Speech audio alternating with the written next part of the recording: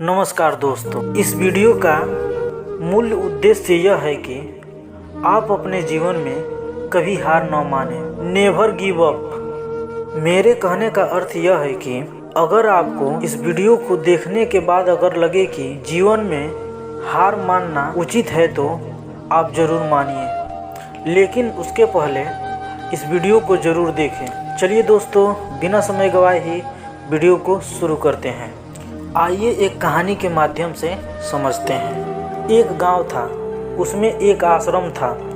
आश्रम में एक आचार्य और उनके 3 शिष्य थे। आचार्य ने उन शिष्यों से पूछा कि उस पहाड़ी के पीछे क्या है, वह देखकर आना है। आचार्य ने अपने पहले शिष्य को आदेश दिया और कहा, पहले तुम जाओ और पता करके आओ कि उस पहाड़ी के पीछे क्या है। शिष्य ने अपने आचार्य का बात मानकर उस पहाड़ी के पीछे क्या है यह खोजने के लिए चल पड़ा। रास्तों में कई सारी मुश्किलों का सामना करके वह आधे रास्ते तक पहुंच गया।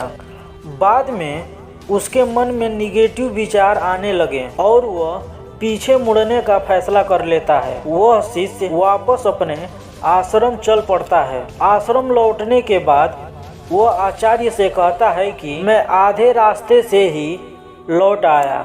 फिर आचार्य ने दूसरे शिष्य को आदेश दिया कि तुम उस पहाड़ी के पीछे क्या है वो खोज के लाओ।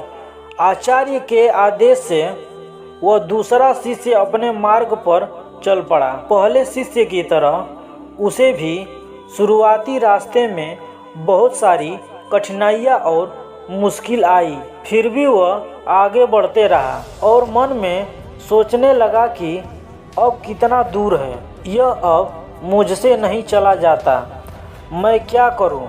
इसके मन में भी निगेटिव विचार आने लगे और उसने भी गिव अप कर दिया। अंत में आचार्य ने अपने तीसरे शिष्य को आदेश दिया और कहा कि अब तुम जाओ पर पता करके आओ कि उस पहाड़ के पीछे क्या है। ओम शिक्षण तुरंत ही आदेश मांगकर अपने मार्ग पर चल पड़ा।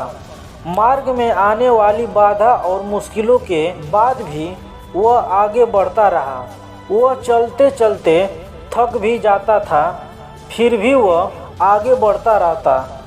जब भी वह थक जाता तो थोड़ा आराम कर लेता। वह सोचता कि अब थोड़ा ही दूर है, मुझे हार नहीं मानना है, मुझे बस चलते रहना है।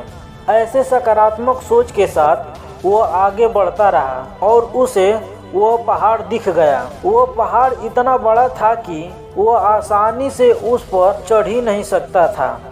फिर भी उसने हार नहीं मानी और वह पहाड़ चढ़ गया और उसने पहाड़ के पीछे जो नज़ारा देखा वह देखकर वहीं मंत्रमुग्ध हो गया। वह वापस अपने आश्रम की ओर चल पड़ा। दोस्तों, क्या आप भी वही गलती तो नहीं कर रहे हो जो पहले 2 शिष्य ने किया था?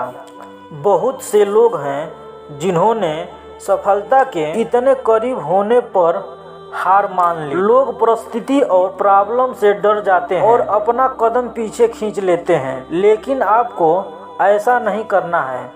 हार मानने का कोई फ़ायदा नहीं है।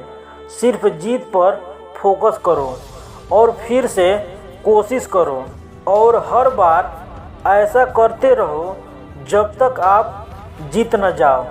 जैसे मैं अभी हाल ही में आई थी फिल्म 12th फेल, जिसमें रीस्टार्ट शब्द का प्रयोग बार बार किया जा रहा था। जय हिंद दोस्तों। अगर वीडियो आपको अच्छी लगे तो प्लीज़ वीडियो को लाइक करना और चैनल पे नए हो तो प्लीज़ चैनल को सब्सक्राइब करना।